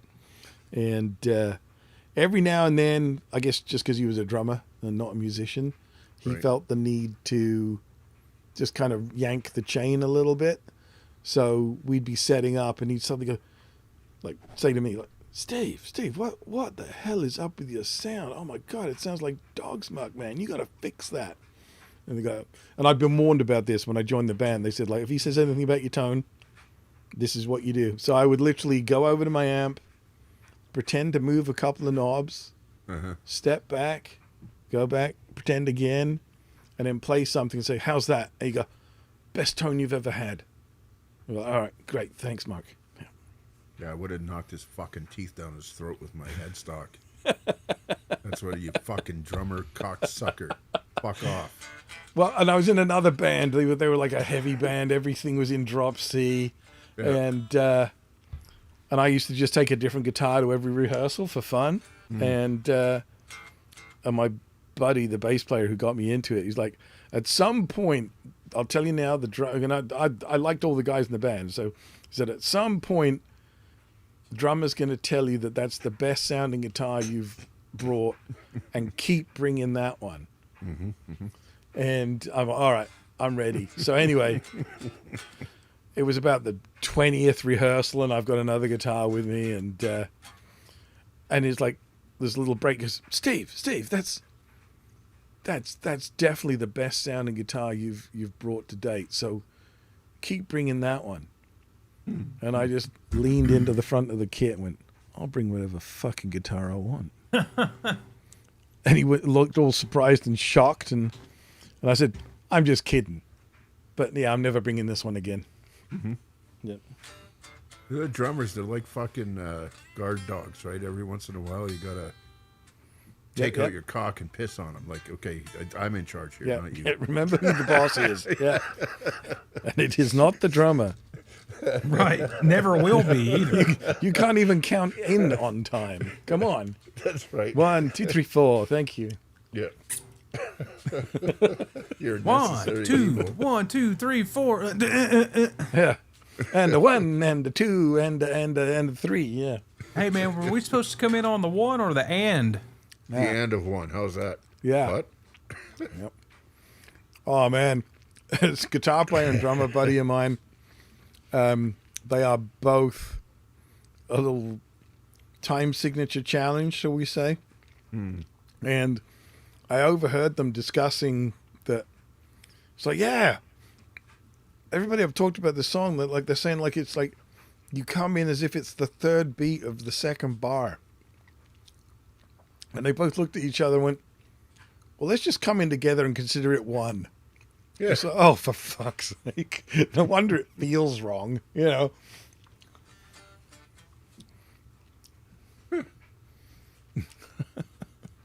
See, Steve, now you've got me browsing Reverb for Ibanez. Uh-huh. What's it missing? I want a yellow gem. That's what the fuck I really want. Mm-hmm. All good, brother, man. Just positive thoughts headed at you, buddy. I don't want to spend $7,500 on one though. Right? On one, what? What? A yellow gem. The yellow gems, those were what, the 30th anniversaries? Well, what's a real one worth then? Notice my snobbery. 31. Here you go. 30th anniversary. It's $9,500. Jesus, that's not real. The other two are See, and this one right here is an 87 Yep. So that's a first gen. Gem 777 in desert yellow. Yep. $7,500. He only wants $30 in shipping. There you go. He seems like a fair man. Well, like I say, it's like the black one, the Gem 7 PBK. Let's say if you'd asked me a few years ago, what's it worth? I'd have said, I don't know, $1,500. I don't know. And like I say, the last one that I saw like a little over a year ago sell on eBay sold for $10,200 US. Right? That's crazy. It's horrific. We're not talking about that Jim Jr. shit either. No, we don't want to talk about that. Is that a 3/4 size? talk guitar about- or something? No, that's they're the El just Cheapo. entry level, like $600. Yeah. What's like my Charvel Wild Card 3, my black single pickup, matte black one, my favorite. There was one I was watching one. They pop up on Reverb from time to time because I think they only made 100 of each of the Wild Cards for the USA they ones were pretty anyway. limited. Yeah. And the Wild Card 3s are usually the hardest ones to find. You know, I walked in a mom and pop shop and saw it hanging on the wall for $650, and I just said, "Let me go across the street to the ATM and I'll give you cash and you don't charge me tax." And they said, "Okay." So there was one on Reverb, and I've been offered money for that guitar multiple times, triple what I paid for it. Yep. So one popped up on Reverb a week ago, and I've been watching it. It sold yesterday for $2,200. Right. It's like, dude, is it a $2,200 guitar? No. It's not like they were custom shop or anything. They were fucking $1,100 brand new, and they came with a gig bag. Yep. What's like one of the guitars I have, one of the Ibanez's I have is like technically like super rare. It's a USA custom. It's part of the Metal Art series. There's the one with the sort of metallic woven snake skin, lizard skin. I think it's the lizard one, this one. Right. And yeah, it was part of the thing. Like you could go into your Ibanez dealer and there was literally like an order sheet and you checked which options you wanted and all that sort of thing. And it would show up. And You are bang on, man. yeah, it totally Yeah. is. Totally is. When they first started doing them in Bensalem, Pennsylvania, there was 5 or 6 guitars that they let go before the silk screen that said USA Custom for the tip of the headstock showed up. and I have one of those. And I have, written confirmation from Jim Donahue, who ran the Ibby custom shop in Pennsylvania at that time. He's like, yep, your order number was blah, blah, blah. It was signed off by this Japanese guy that used to work for him. And he's like telling me all this stuff. He says, so yeah, definitely, yeah, we did let 5 or 6 go before we silk screened the headstocks. So yes, you do have one of those. So I have that in writing from Jim Donahue. And you were all like, "Oh, really?" Well, when I first got it, I was like, "This guitar does not make sense." Costs a lot of money. Well, the thing is, and here's the stupid thing: way back when, no, it didn't. Do you know what I mean? Like, even buying, ordering it in the UK, it was not an expensive guitar because they really were. They were kind of cookie cutter. They were all RG560 bodies, shipped over from Japan. Trem route was done. Bridge humbucker route was done. And you could order either like H only or HS or HSS or HSH or HH, whatever you wanted. Right. So they would just route whatever the other pickup cavities were and add the controls kind of thing. Like they didn't make it from scratch in the US. But the one that I've got is clearly like a handmade neck. Like it's not just a standard Japanese production neck. Right. So yeah, it's like I knew at the time, it's like, what the hell is this thing? But See ya, Edvis. Take see ya, care, Ed. brother. Take care, man. And so it was just one of those. So when I figured out that there was this story about there being half a dozen that didn't have a logo, I was like, oh. So I knew Jim. So I messaged him, sent him pictures, and he like, yep, absolutely, that's what you've got. Didn't even occur to me at the time. And only an absolute Ibanez nerd would give a shit. Do you know what I mean? They're out there. I know. Just like I'm a Charvel nerd. Right? There's a fair few of them too, isn't there? What, I Ibanez guess nerds? or- every brand has. Yep. Yeah, every brand's. Yeah. There's fucking the PRS court sniffers are fucking.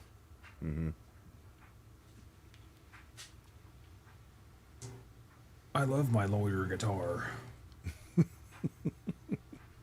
Whatever makes you happy, man. I can play the blues on it sitting on my leather couch. There you go. Through my divided by 13 combo. Score. Ordered a Pro Mod San Dimas during COVID. UPS lost the shipment and the seller and myself are reimbursed. 4 months later, a beach of shit box shows up on my doorstep. Free Charvel. There you go. Bean is a glary nerd. Bean is a fucktard. It's the same thing, And isn't a it? tard fuck.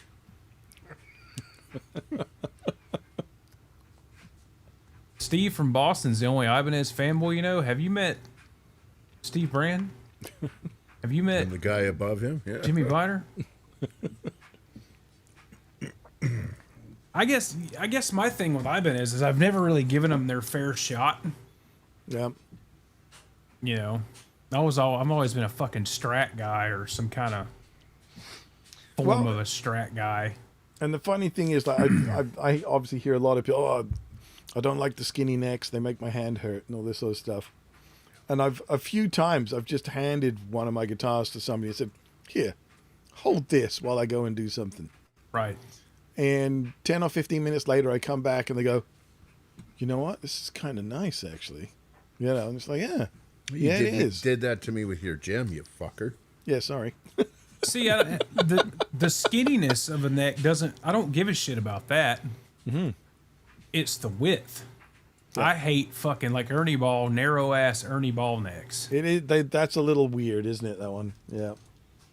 Yeah, I mean, I had the EVH, the '94 EVH Music Man that, I'd been prepped by everybody in the EVH fan base that is the best feeling EVH neck ever. Blah blah blah. Mm-hmm. It felt like a fucking mop handle. Yeah. The Oh, shit. Man, I'm getting old. People's names just fly out of my head. I know exactly who I'm going to talk about, and then it's gone. Same to me. Same. Who's the chicken picking Brit that they do a signature guitar off? Jesus. You're not talking Guthrie, are you? Yo. Albert Lee. Sorry. Yeah, Albert Lee. Yeah. Yeah, the Music Man Albert Lee's got a way nicer neck than the EVH. Well, I bought that Petrucci, the JP16, is the only one they did with a Floyd. And it's got an R3 nut, so I'm like, shit, at least it's a 43 millimeter width neck. And I went and played it, and I'm like, this thing's fucking awesome. Effortless, da-da-da-da-da. And the longer I had it, switching back and forth between it and something like these necks are substantially wider. It's the same nut width. Yep. But it's like the Petrucci neck just stays 43 millimeter all the way up. Like it barely gets any wider. So next thing you know, I'm pushing and pulling the E's off the fucking fretboard every time I play it. And then by the time I get adjusted to it, these play like shit. I'm like, well, I've got more of these than I have of that Ernie ball. So the Ernie ball is going to get sold. Yeah. Well, I mean, this thing's got a fucking boat neck on it. And it's a bit of a handful. That's the one I like. That one. But every now and then I feel like suffering, you know. Yep. It's I did that with my blue build, you know. It's got it's got the asymmetrical neck on it. It's 840 to 970, and it's really fucking comfortable. And I made sure it was a 43 millimeter nut width. Yep. That got wider as it went up. So I'm good with it. I've got my room on. I've got my real estate here on the E's. But I played one of the Rabia Masad Music Man's.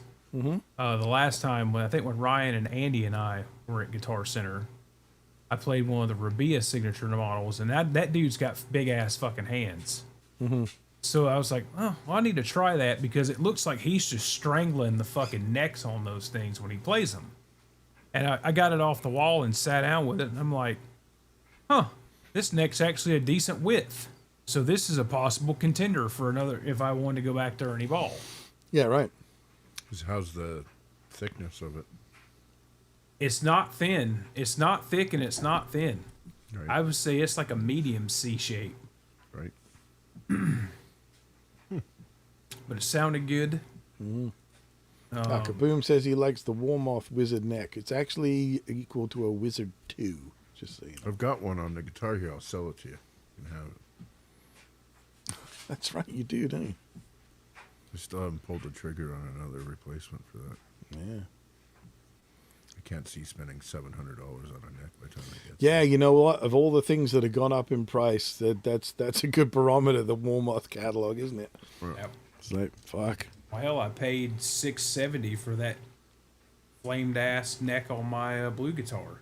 Yeah, but the comparable neck from Ormond to me would be probably $1,500. Wouldn't you say, Steve? Oh, Canadian. Yeah. Canadian pesos. Yeah. Yeah, I mean, because like the last time I really bought any significant quantity of stuff from Warmoth was like 25 years ago when you could still just drive down there and walk in and just like, oh, show me the catalog of the showcase stuff, and you just call out a number. Can I see that one? Can I see that one? And yeah, I mean, I don't think I ever paid more than $200 US for a really nice neck. Yeah. Speak of the devil, his ears were burning along with somebody's she shed. What's up, Andy? Is that a euphemism? What, she shed? That woman's she shed is on fire. Yeah, that's a euphemism for the, you got a man cave. The ladies have a she shed. Oh. Yeah, but Out in the backyard, they go out there and crochet and garden and snort coke. put butt plugs in and all that Drink stuff. their rosé. Down Take- 3 take bottles of ketamine. Cabernet. Boone's Farm. Yeah, I can't stomach these prices. No, it's I horrific, isn't can't. it? No, I was, it was all hot and bothered for telly, and it's just they're not worth the fucking money they're asking for them. No. I don't need one that bad. Yeah. Not when you can buy something pink with polka dots on it, and you know.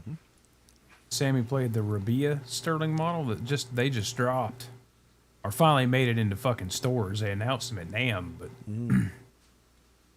I don't know. Every Sterling I've played has not been good. I've tried several of them out, and they've just like fucking trim posts drilled wrong, like fucking cattywampus, and They had a few shit where fretwork.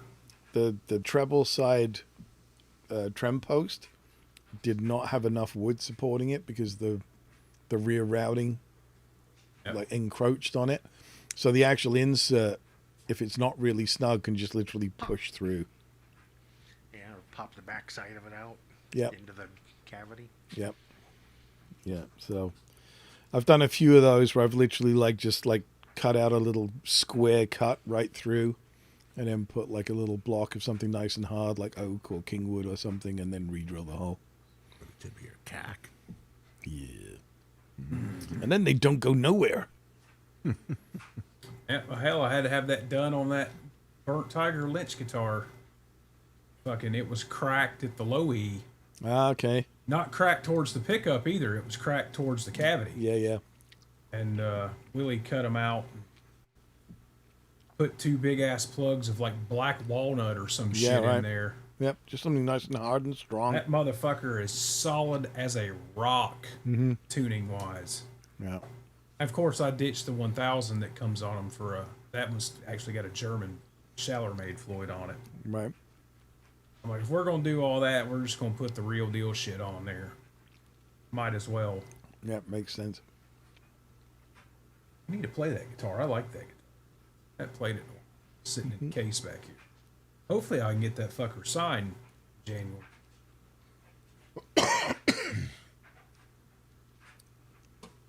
Go see George Lynch here in my nice small town. 10 miles from the house. Really? That'd be nice. Yeah, I don't have to go into Atlanta. Fuck yeah. The fucking bar / club place he's playing at's like 2 miles from my job. Oh, wow. So it's a little pricey for what it is, but it's fucking George Lynch and I don't have to go to Atlanta. So whatever it is, it's a bargain. Right. He's Yeah. only got so many go-arounds left in him, right? Yeah, I mean, fuck, he's what, 72? Yeah, 71 or 72, isn't he? Did he just have a birthday? I I think. don't know. I thought he said he was 72 when he was on Tone Talk. There, Okay. But Yeah. then you run the risk, though, right? Because I did okay with King's X because I saw them in what I consider part of their heyday, the Dogman era and all that sort of thing. And I saw them a lot. And they were Right. fucking killer. And then I saw them a couple of, maybe 6-7 years later, and it was like, okay. Now it's time. They were still good and everything, right? But it was it But was it was time. losing it. And since then it's like no. And Was I'll it the remember whole them. band or was it just Doug Pinnick? No, it was the whole band. Before Jerry had a jammer. But their song, it just I changed or they didn't change or they did change to something. It was no. Mr. Bulbous was their last great album. And that's enough for me. Yeah, and So, yeah. Lynch doesn't play like he did in 1988. Do any of us? No, I wasn't playing in 88, so Yeah, I knew he was going to say that. Did you know he was going to say that, John? Because he's a bloody youngster. that's fine. It's all right. He looks our age, anyways. Just because my beard's fucking Doesn't look gray. a day over dead. Yeah. Well, he looks our age until he takes his hat See ya, off, and Yost. then it's like, yeah. Have a good night, Yostinator. Well, has he got hair? Jet black, luscious. Ah, there you go. It's locks. not black. My hair's dark brown. It's black on camera, dude. Black is your hat. Well, And your I still shirt have and your hair, the heart. hair on the top, but the color sure is changing. Do you don't fuck with that, do you? What color my hair? Yeah. Well, if I do, it'll go green or something. I'm not going to try and color it to look natural. That's pointless. Yeah. Yeah, Yeah, I've Andy, never he's seen here January 10th. See ya, Yost. Take it easy, bro. What year was I born? 1987. Jesus Christ. In the still of the night when the heart burned on it. Yeah, they named an album after you, man. What's better- 87. What the fuck was I doing in 87? I was jerking off to Tawny Kitane's tit that popped out in that video in 1987. That's what I was doing. My pause game was good with the VHS. Wow.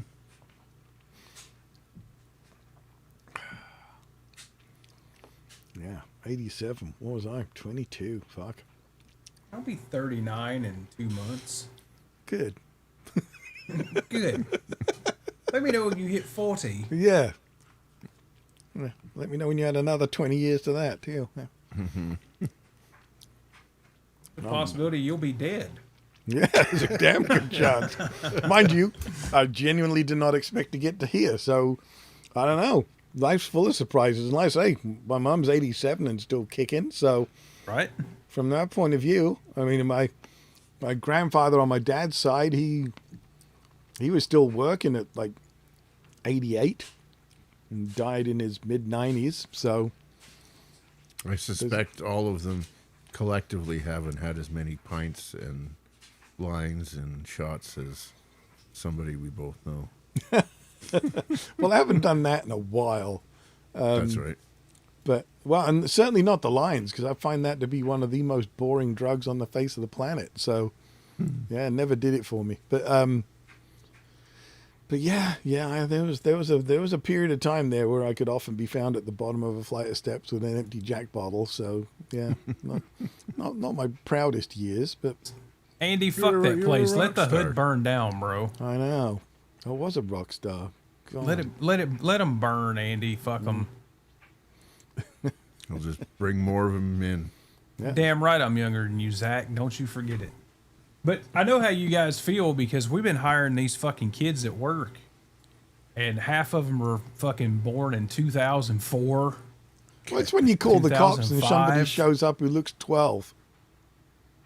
And you're like, what? How are you a cop? You know? Yeah. They're the little gaggle of them were fucking hanging out at the end of the day, Friday, in a big circle, fucking talking about video games or some shit. One of them brought up something about high school, and I was like, well, fucking, what year were you born? And he was like, oh, 2005. I was like, I'd been out of high school for a year. Well, it's like, I mean, I left school in 81. Fuck me, I wasn't even 10 years old then. Yeah. Got out of school in 2004.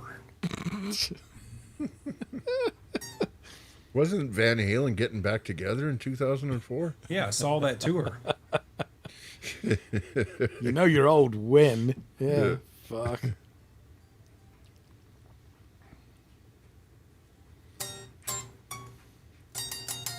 Well, Yeah. boys, I don't know if I can get that. That's me in like 95. oh, hang on a sec here. Yeah, Still okay. rocking the same dude Bruce Dickinson had in 83. So mine went down to the waistband of my pants. And you can see the blonde stripes in it as well that used to get Yep. cut all sorts of shit. So, Now we And that- have Faux Hawk Steve. yeah. It still grows. I have to have this cut like once a month to keep this under control. So I could go back to that if I wanted to. So, Yes. Jim, how's your hair coming along? Yep. I can neither confirm nor deny. It's not gray. It's coming along as well as Ryan's hair is. Ryan, I nearly fell off my walking frame there. Ryan lying to all these people telling him he's not bald. It's not bald. It's a solar panel for a sex machine. Exactly. Right, John? That's exactly it, man. I It's all that embrace it. friction on the headboard. I decided like a year ago I wasn't going to cut my hair for a while. It's been a year or so. It's getting long now, eh? Yeah, it's getting there. And one of these days you're gonna come on with it all fucking Buzz the fuck off. nope, poofed out. He's gonna do the rock star thing for a minute, and then that's it. We'll be gone. It's getting there. Stays in a fucking hat all day because I don't want to deal with it. I had forgotten how big of a pain in the ass long hair is. So I'm really regretting this decision. See, not only did I have long hair, I had great dress sense too. Yeah, It was the 80s, man. I guess. That was the 90s. 90s, That was the 90s. That was, the early 90s was just as bad. right? The only avant-garde piece there was the hat, and it was standard kit for everybody in the 90s, no? That hat is cool. I've still got it. And I've also got one that's black and white cow print, like fur fabric. It's awesome. It actually had ear flaps. That's why So you it go by kind of looked like Dickhole. Deputy Dog. That's why you go by Dickhole, Richard. He asked one of them doctors in the delivery room if he rode his bicycle there, and he never came back. Right. The only reason I said one of them doctors because I can't pronounce it.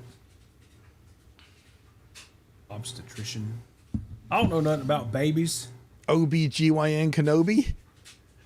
That's the one. Oh, boys, we've been at it 2 hours. Are you hourly? Yeah. Jimmy's all, I'm just getting ready to start talking. Yeah.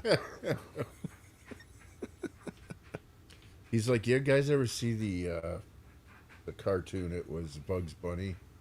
Oh, the Looney Tunes, anyways. And this old guy, down on his luck, he at a job site, and he finds this old hat box. He opens it up, and there's it. Exactly. That's you, Jim. Opens it up. Hello, and the my fucker, baby. Hello, my darling. Hello, my ragtime girl. Curtain goes up. Rivet. It's Jim. As soon as we get out of here, can't shut him up. Oh, damn, I was going to say this. Well, Yep. Would have been really funny, too. Everybody would have laughed. Joe is calling for an outro jam. yeah, Joe, you fucking fire your shit up and come on here, and we'll fucking do an outro jam. He wants a show-off outro jam, or he's calling somebody a show-off?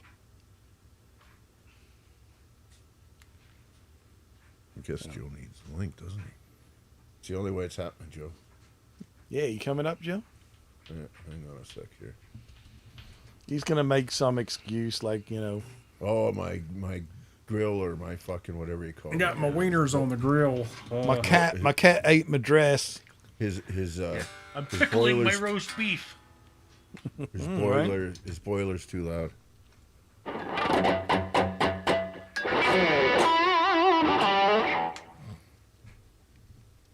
Oh, he said he's calling me out for showing off the hairs. Well, if it makes you feel any better, it is starting to thin out.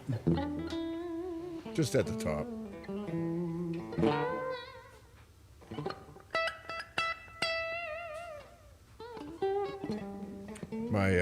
My wife's mom, she was a hairdresser for her whole life. So she used to cut my hair, and I'm like, I think I'm going fucking bald. So no, you're fine.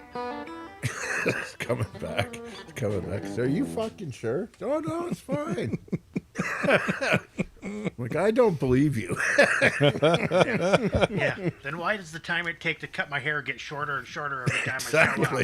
up? Yeah, why isn't there that big pile of hair at the end of it, too? Yeah. Why am I coming here only 3 months? Yeah. Now, like I say, mine's still growing like freaking weed. It's, yeah. Yeah, if I actually go to like 5 weeks between haircuts, Yeah. this starts looking like Christopher Walken. It gets weird. Oh, good for you. That's good. I mean, that means you'll. But other than the fact that obviously even a basic haircut now is what, $45? Is that what it costs? Yep. Yeah, I don't stopped- you remember? I don't know. I haven't had one in over a year. Last time I had real hair was fuck. You remember when I had my hair down to my ass, Steve? Way I back don't. when? Yeah, I had fucking hair literally down to my ass. And they shaved Well, it I all used to get mine cut, and if I couldn't tuck it into my pants anymore, they'd cut it too short. No, I used to. But reach how for high him did you wear your pants? No, We talking Right about up some here, Steve baby. Urkel shit, or right up here, baby. these were not, Obama style mom jeans. I don't think Joe's coming. Well, fuck him then. Yeah, what a bastard. Used to think he was nice. John's on and roll that beautiful bean footage. Later, everybody. Oh, she. Bye. Eddie Van Halen here, telling you, keep playing, man. Gotta keep playing. It's the only thing there is. Music, man. Keep playing. All right? I'm gonna come look.